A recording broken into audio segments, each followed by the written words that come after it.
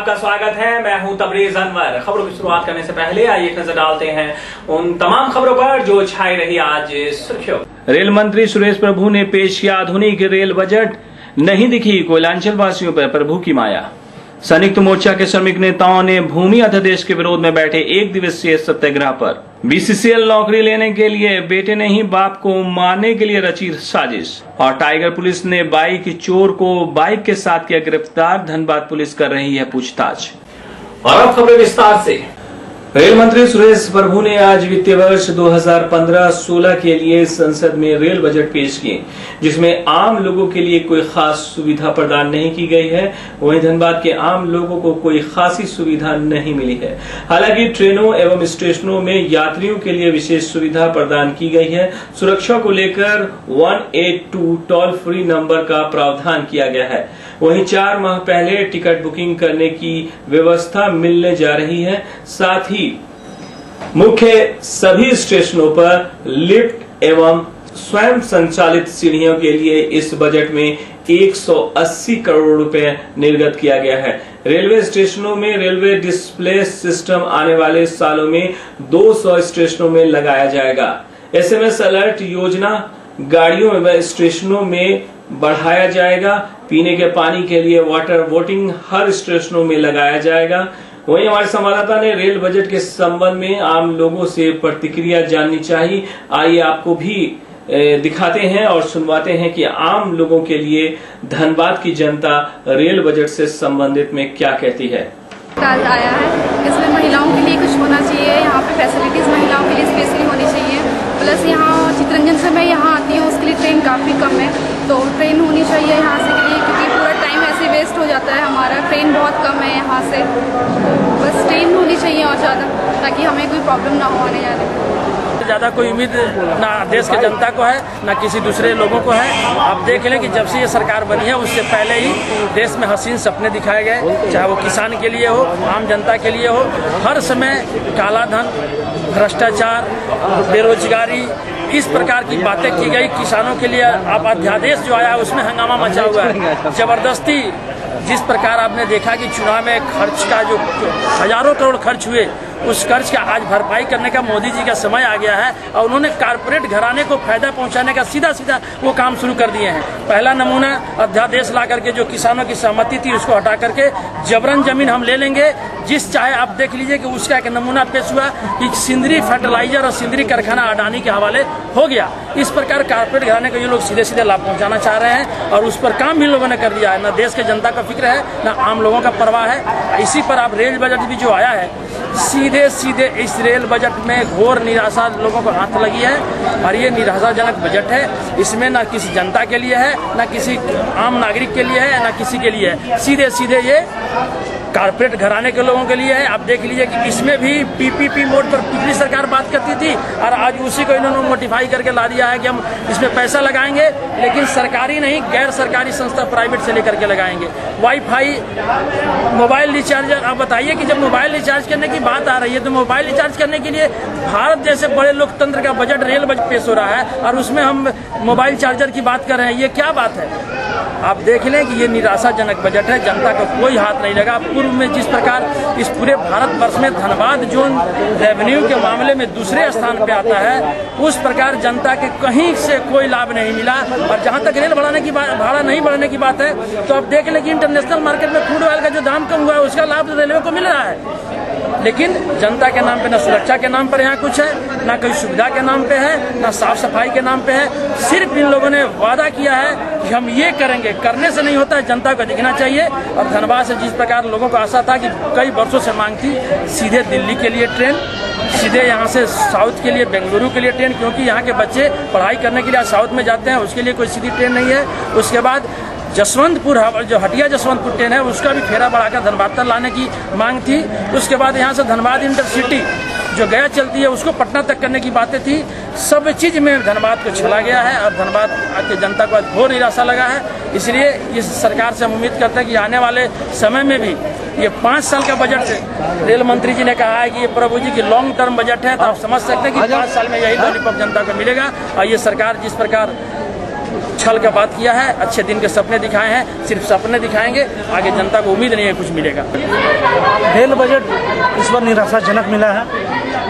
Rail budget में जो उम्मीदें थी इस सरकार से, मोदी सरकार से, उस तरह की धनबाद वासियों के लिए काफ़ी ही निराशाजनक है। आए दिन कई एक तरह का कठिनाइयों का सामना करना पड़ती है। रेंटी कार का जो सुविधा है वो निराशाजनक है। हमेशा कुछ ना कुछ मिलता है, चाहे वो LAP के भेलोर जाने वाले ट्रेन हो, चाहे राजधानी ऐसे महत्वपूर्ण ट्रेन है। इसलिए मैं कहूँगा कि इस बार फिर धनबाद वासियों के साथ छला किया है। रेल बजट धनबाद के साथ तो मैंने इतना वादा खिलाफी हुआ, जितना MP गया बार बोला। हम लोग सरकार से भी निवेदन किया, कम से कम एक ट्रेन धनबाद से दिल्ली तो दीजिए जरूर, बहुत जरूरी है। हम लोग तो हताश है और इस रेल बजट से पूरे देश में कहीं उत्साह नहीं है। इस रेल बजट में PPP मॉडल, माने रेल को प्राइवेट करो, यही सबसे बड़ा निर्णय है, जिसका हम लोग ट्रेड यूनियन की ओर से सख्त विरोध करेंगे, खिलाफ करेंगे। और निजीकरण हो जाने से रेल का सत्यानाश हो जाएगा और रेल का सफाई का भी बहुत खराब समय है। बताया जा रहा है कि कंपनियों के नाम पे भी ट्रेन चलेगी अब उद्योगपतियों की इस तरह। हाँ सर, उद्योगपतियों को सदी तक भी होगा, इसलिए कॉर्पोरेट घराने के ही सब चीज होगा और उन्हीं का इशारा है रेल का ही बजट। इस रेल बजट से संतुष्ट हैं आप? नहीं, हम लोग खिलाफ है, हम लोग हताश है इससे। हम लोग को समझ है कि इसके खिलाफ में भी हम लोग को आवाज़ उठाना पड़ेगा। हम लोग केंद्रीय ट्रेड यूनियन इसके खिलाफ में जबरदस्त आवाज़ उठाएंगे। बड़ी बात है, लेकिन इसको अमल में लाना होगा। जैसे कि सफाई भारत अभियान चलाया गया, लेकिन उसमें कुछ फॉलो नहीं हुआ। अभी देखिएगा आप जगह जगह गंदगी पड़ी हुई है, लेकिन ऐसे में कुछ फायदा नहीं है। केवल स्लोगन तैयार करने से कुछ नहीं होता, उसको फॉलो करना होगा। You have to follow it.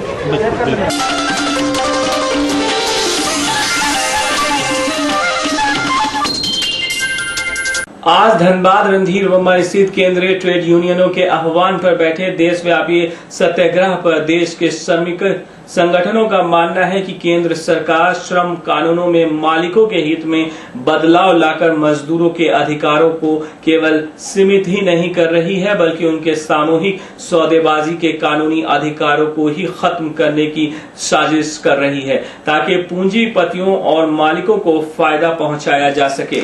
इस सत्याग्रह का नेतृत्व श्रमिक नेता SK बख्शी कर रहे थे। इस सत्याग्रह में AK झा, OP लाल, नीरज सिंह, वैभव सिन्हा एवं अन्य श्रमिक नेता बैठे थे। वहीं इस संबंध में श्रमिक नेता AK झा ने बताया, श्रमिक संगठनों ने एक फैसला लिया था, सरकार को 10 सूत्री मांग पत्र दिया था प्रधानमंत्री को, और उसके सवाल पर ही सत्याग्रह का फैसला लिया गया था पूरे देश स्तर पर। यहाँ धनबाद में हमारी तमाम श्रमिक संगठनों की संयुक्त आज ये सत्याग्रह का कार्यक्रम रणधीर वर्मा चौक पर कर रहे हैं। जी, किन किन मुद्दों पर आप लोग सरकार को? सवाल यह है कि आज जो हमारी सरकार बनी है इस देश में, जिसको आप और हम अच्छी तरीके से जानते हैं, अभी भूमि अधिग्रहण बिल पास जो है एक्ट 42 लाया उन्होंने ऑर्डिनेंस को, और उस ऑर्डिनेंस में मैं आपको और हमें जानकारी है, इस देश को जानकारी है कि 2013 में भूमि अधिग्रहण बिल पास कर चुका है पार्लियामेंट, जिसमें भारतीय जनता पार्टी का भी संपूर्ण रूप से सहयोग था। सर्वसम्मत से सर्वदलीय पूरी तरह से वो बिल पास हुआ, और उसमें वो किसान के हित में भी था और किसान जमीन के मालिक के हित में भी था। लेकिन इस सरकार ने बिना पार्लियामेंट से कोई राय मशविरा किए, बिना पार्लियामेंट को कुछ बताए हुए एक नया ऑर्डिनेंस ला दिया, जो ऑर्डिनेंस किसान विरोधी, सारी जमीन को छीनकर पूंजीपतियों के हाथ में देने की एक साजिश कर रही है। ये देश का विकास का परिभाषा स्पष्ट करना होगा। ये देश के जो किसान हैं, मजदूर हैं, उसका ये देश होगा।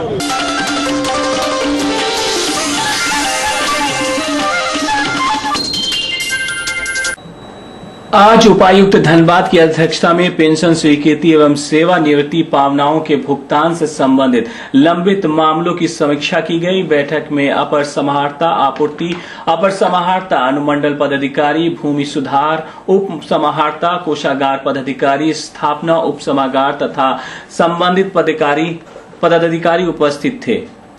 बैठक में उपायुक्त के द्वारा सभी कार्यपालक प्रधान को निर्देश दिया गया कि 6 माह के अंदर सेवा निवृत्त होने वाले कर्मियों को सूची बनाकर भेजें।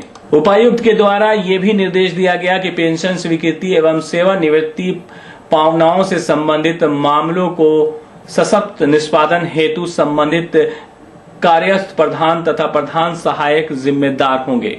इस बारे में हमारे संवाददाता ने उपायुक्त से बातें भी की है। आइए सुनते हैं वो क्या कहते हैं।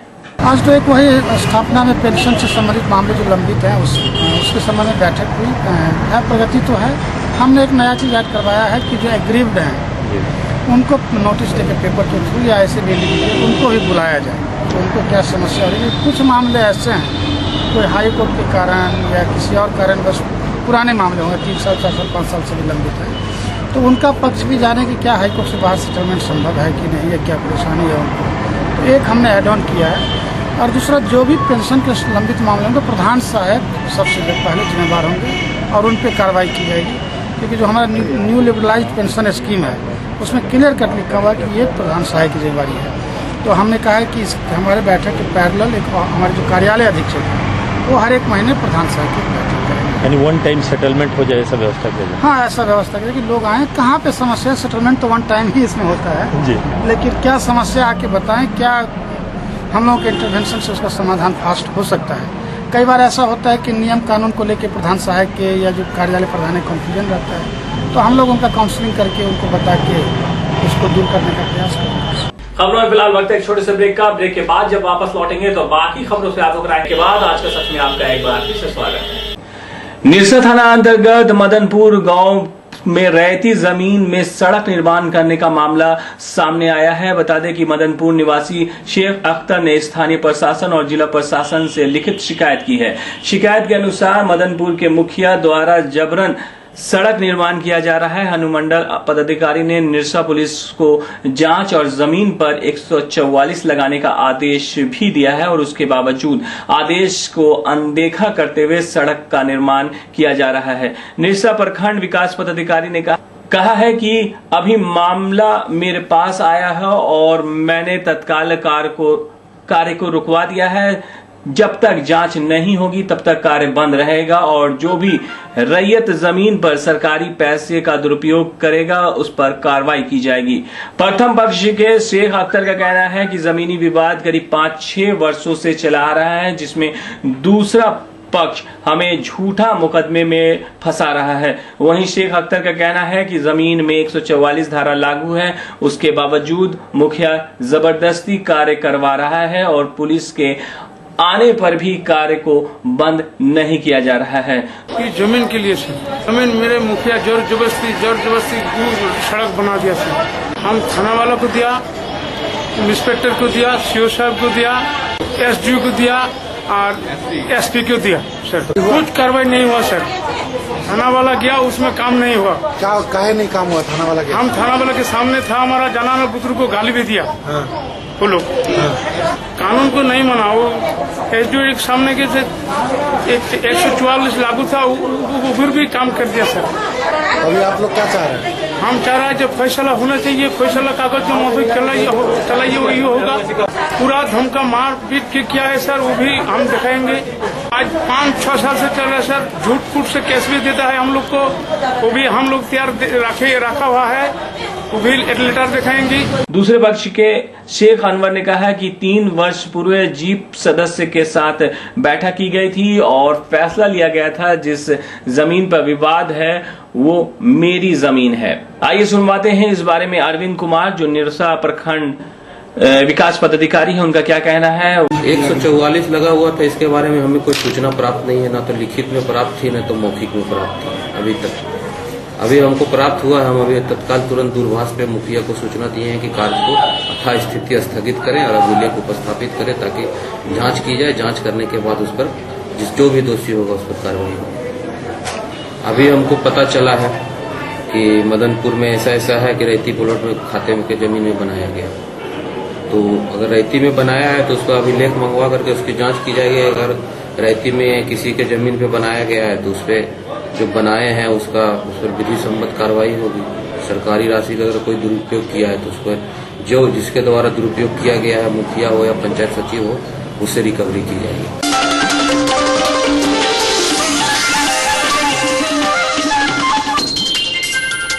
आज धनबाद स्थित सामुदायिक स्वास्थ्य केंद्र में पेटाबैलेंट वैक्सीन टीका का उद्घाटन किया गया। इस मौके पर धनबाद डीसी कृपानंद झा ने अपने शुभ हाथों से फीता काटकर इस कार्यक्रम की शुरुआत की।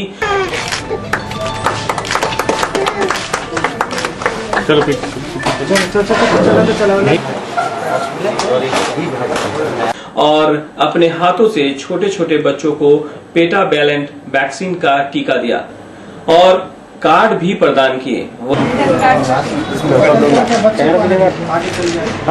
बच्चा का ताना थोड़ा पीछे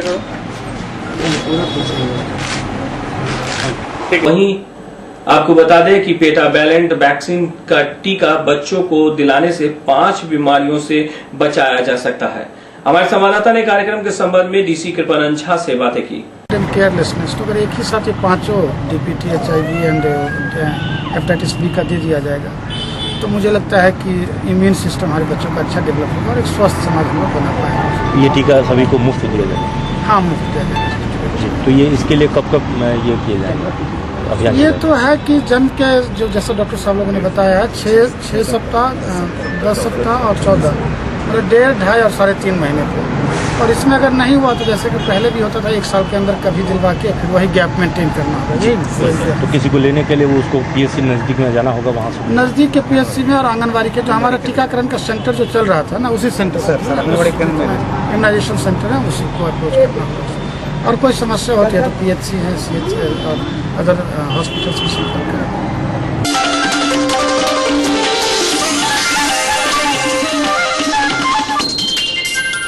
ब्लॉक सेक्टर 2 के रहने वाले मधुसूदन रजवार BCCL कर्मी अपने पुत्र अशोक रजवार, बहू रिंकी देवी एवं गुड्डू सिंह पर मारपीट एवं प्रताड़ित करने का आरोप लगाया है।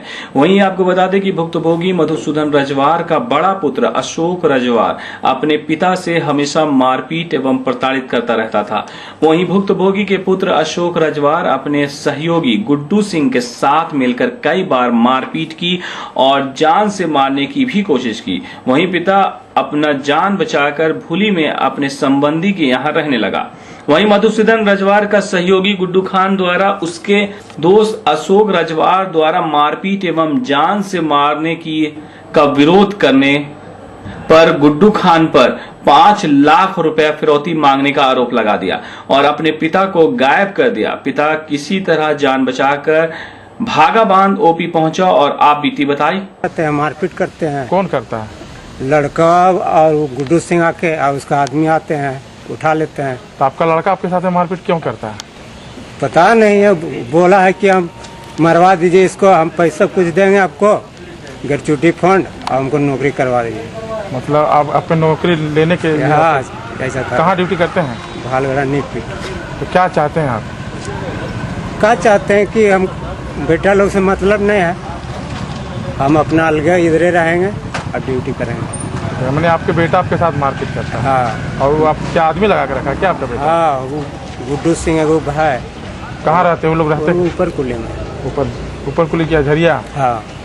तो एक बात बताइए, आपका बेटा आरोप लगाया था गुड्डू खान पर कि वो आपको अगवा करके ले, क्या बात सही है गलत?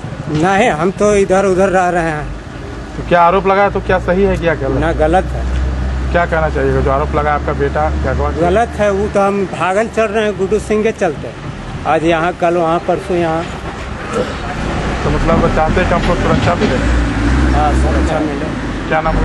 वहीं गुड्डू खान से भी बातें की। मैं प्राय अखबार, सभी अखबार आते हैं, 4 अखबार लेता हूँ मैं, दैनिक भास्कर, दैनिक जागरण, हिंदुस्तान एवं प्रभात खबर।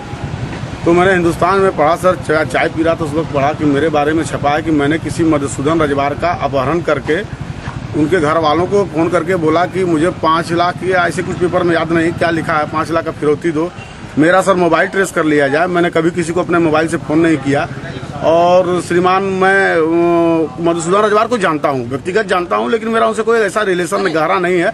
आना जाना है, कोयलेरी में मजदूर हैं तो कभी दुख मुसीबत होता है तो हमारे पास आते हैं, हमसे भी मुलाकात होती है। तो सर वो 2-3 बार हमारे पास आके वो पूर्व में भी शिकायत की है कि हमको गुड्डू सिंह मारपीट करते हैं, उठा के ले जाते हैं, हमारा बेटा हमको जान मरवा देगा। हम ले या देखिए हमको इस सबसे मतलब नहीं है, हमको कमाने खाने वाला आदमी, हम सब कुछ जान के क्या करेंगे, आपका घर का मामला, आप घर का बात को समझिए।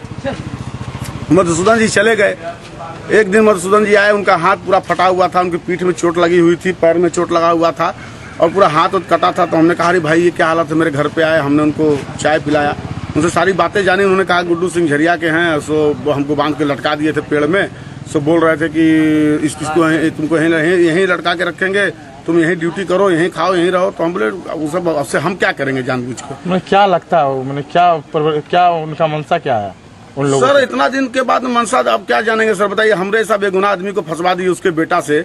मधुसूदन रजवार ने अपने पुत्र को पूर्व में भी इन्होंने बताया था कि हम उसको कोर्ट से भैया बेदखल कर दिए हैं। तो हम बोले अच्छा बात है, अगर आपको नहीं अपने पुत्र से पड़ता तो आप बेदखल कर दिए, तो हमको उसमें क्या बोलना है।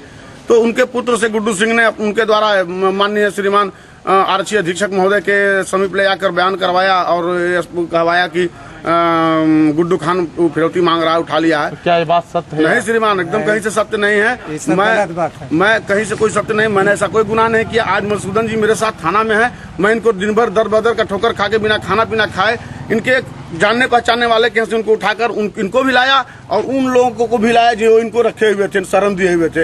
इन्होंने कहाँ क्या आवेदन दिया था सर, हमको इसके बारे में कोई पता नहीं है। मैंने क्या लगता है मैंने आप पर जो आरोप लगा रहा था वो बिल्कुल गलत है सर। हम अगर इनका अपहरण किए होते तो मैं खुद इनके साथ थाना आता सर। मैं माननीय श्रीमान आरक्षी अधीक्षक महोदय के यहाँ गया, 4 घंटे तक वहाँ पर इंतजार किया, उनके परिवार के लोगों ने भी इंतजार किया जो इनके साथ हैं, उनसे हमारी मुलाकात नहीं हुई। किसी कारण कोई घटना हो गया तो साहब चले गए। चैनल के माध्यम से क्या कहना चाहेंगे? चैनल के माध्यम से सर हम यही कहना चाहेंगे कि इस इंसान को इंसाफ मिलना चाहिए। ये सरासर इसके साथ अत्याचार है और हमारे जैसे लोगों को अगर किसी का हम समाज में मदद कर दें, हमारे पर इस तरह का लांछन लगे तो लोगों का विश्वास उड़ जाएगा किसी का मदद।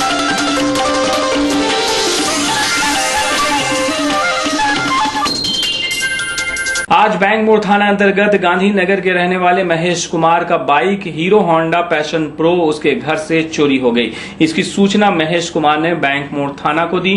बैंक मोड़ थाना के थाना प्रभारी ने इसकी सूचना सिविल दस्ता को दे दी। सिविल दस्ता ने नया बाजार से चोर सहित बाइक को जब्त कर लिया है।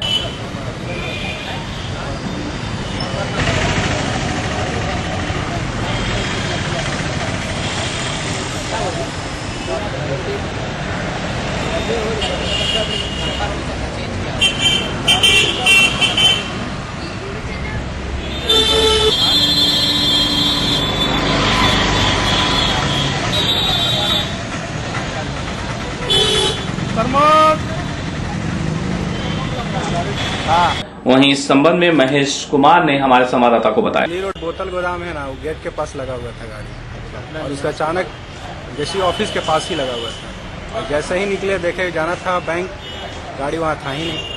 फिर हम लोग इधर उधर ढूंढे, मिला नहीं, डायरेक्ट थाना गए। थाना में फिर वहाँ से सर लोग वायरलेस किए तो ये नया बाजार से मिल गया, ये बता रहे। उसके बाद यहाँ घनसार थाना से हम लोग लिंक किए, पूरा मैसेज हर जगह फैलाएं। उसके बाद ये लोग बता रहे हैं, ये लोग कभी हम देखे नहीं। ये लोग जैसे बता रहे हैं कि कोई और मतलब हमें गाड़ी दिया है, उनके पास लेके गए हैं। तो लेकिन सब शक्ल से तो लग रहा है कि बहुत शातिर ही चोर है ये सब। खबरों फिलहाल वक्त एक छोटे से ब्रेक का। ब्रेक के बाद जब वापस लौटेंगे तो बाकी खबरों से आपको ब्रेक के बाद आज के सच में आपका एक बार फिर से स्वागत है। झरिया आरएसपी कॉलेज को स्थानांतरण के विरोध एवं कॉलेज को बचाने और ट्रेंच कटिंग को शुरू करने की मांग को लेकर आरएसपी के छात्रों ने बीसीसीएल एरिया 9 के प्रबंधक कार्यालय में तालाबंदी कर दी। वहीं पर्सनल मैनेजर ए.के. दुबे ने छात्रों को आश्वासन दिया कि 28 फरवरी को प्रबंधक के साथ वार्ता होगी। इसी आश्वासन के बाद छात्रों ने तालाबंदी को समाप्त कर दिया। छात्रों का कहना है कि वार्ता के बाद अगर हमारी मांगे पूरी नहीं होती है तो बीसीसीएल के खिलाफ जोरदार आंदोलन किया जाएगा। वहीं हमारे संवाददाता ने एक छात्र अभिषेक सिंह से बातें की हैं, आइए सुनवाते हैं उनका क्या कहना है। तालाबंदी हम लोग इसलिए किए हैं, ट्रेंच कटिंग का काम जो बंद पड़ा है आरएसपी कॉलेज को बचाने के लिए, उसको चालू कराने की मांग हम लोग आज से नहीं 1-1.5 साल पहले से उठा रहे हैं और इनको बार बार लेटर के माध्यम से सूचना हम लोग देते थे, लेकिन हम लोग छात्रों लोग के बात को नहीं माना गया। जिस प्रबंधक की हम लोग को होके आज तालाबंदी की है। अभी भी ए.के. दुबे जो पर्सनल मैनेजर हैं उनसे वार्ता हुआ, वो बोले कि 28 तारीख को 11:30 बजे GM साहब के साथ वार्ता हम लोग का है और उसमें लिखित हम लोग को ये मिला वार्ता का वो बोले कि पूरे तरह से हम लोग आपके साथ हैं, बोले हम इसमें कुछ नहीं दे सकते।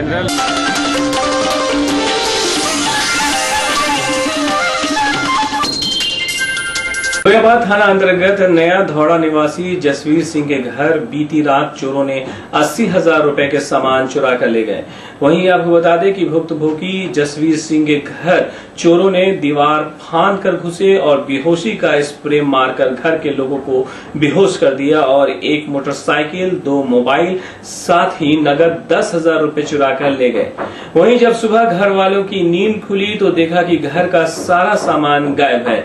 वहीं मौके पर लोहियाबाद पुलिस पहुंचकर मामले की जानकारी ली। हमारे संवाददाता ने घटना के संबंध में भुक्तभोगी जसवीर सिंह से बातें की और एक उठे तो देखे कि बाहर में कुछ गुनगुनाहट का आवाज आ रहा था, तो हम दरवाजा खोल के बाहर में देखें तो कुछ मिला नहीं। फिर हम दरवाजा को बंद कर दिए, बंद करके फिर आके सो गए। उसके बाद फिर हमको पौने 5 बजे मैंने ड्यूटी जाना पड़ता था। उसके बाद फिर हमको नींद अचानक खुला तो देखे दरवाजा खुला हुआ था और गाड़ी उड़ी नहीं था और पैंट उंट मेरा मैंने पर्स जो था जो भी ले गया है। उसके बाद फिर हम पत्नी को उठाए तो पत्नी मेरी उठ नहीं रही थी, उसको हिला के उठाए, बहुत झुंझुरा के उठाए। बच्चे लोग को भी बेहोश था, उन लोग को भी उठाए और हम बोलते बोलते गिर पड़े। गिरने के बाद फिर पत्नी हमको जो है मैंने उठाई, पानी उनी दी, फिर उन लोग भी वोमिटिंग करने लगा और वोमिटिंग करने के बाद उन लोग को भी माथा उतर चक्कर आने लगा। तो उसी बीच में फिर जो था अपना देखें कि क्या क्या गया, क्या सामान ले गया। सामान एक स्प्लेंडर प्लस ले गया था जो गाड़ी नंबर है JH10AM 8930 और 2 मोबाइल था, एक मैक्स का था और एक सैमसंग का था और मेरे पॉकेट में 7,000 रुपया था, 7,000 कुछ रुपया था, लेकिन 7,000 रुपया है। हाँ, और मेरा पैंट उंट बाहर में फेंका हुआ था, आइडेंटिटी कार्ड था, आधार कार्ड। क्या लगता है जो चोर आए थे किस तरह आए होंगे वो लोग? चोर आए हमको लग रहा था दीवार फांद के आए और हम लोग को बेहोश के हालत में देखे नहीं है कि क्या है नहीं है। हम लोग तो बेहोशी थे और पता नहीं चल पा, कुछ गुनगुनाहट का आवाज नहीं आया ना सुराग का आवाज आया। प्रशासन मौके पहुंची थी क्या? मौके में करीब वही 6 बजे के लगभग 6 साढ़े 6 के बजे मैंने सूचना जब दिए हम 5:30 बजे, जब हम 5:30 बजे हम सूचना दिए तो 6 साढ़े 6 बजे। चलते एक बार से जान लेते हैं कि कौन सी खबर रही आज सुर्खियों पर। रेल मंत्री सुरेश प्रभु ने पेश किया आधुनिक रेल बजट, नहीं दिखी कोयलांचल वासियों पर प्रभु की माया। संयुक्त मोर्चा के श्रमिक नेताओं ने भूमि अध्यादेश के विरोध में बैठे 1 दिवसीय सत्याग्रह पर। BCCL नौकरी लेने के लिए बेटे ने ही बाप को मारने के लिए रची साजिश। और टाइगर पुलिस ने बाइक चोर को बाइक के साथ किया गिरफ्तार, धनबाद पुलिस कर रही है पूछताछ। आप भी अपने आसपास की किसी खबर से हमें रूबरू कराना चाहते हैं तो आप हमें इस पते पर लिख सकते हैं। हमारा पता है कृष्णा मार्केट, तिवारी गली, बैंक मोड़, धनबाद। या आप हमें इस नंबर पर फोन भी कर सकते हैं। हमारा कॉन्टैक्ट नंबर है 9334552400, 9835142055, 9939148674। या आप हमें इस नंबर पर भी कॉल कर सकते हैं 9386302989। नई और ताज़ा खबरों के साथ आपसे कल फिर मुलाकात होगी। तब तक के लिए आज का सच की पूरी टीम को दीजिए इजाजत। नमस्कार।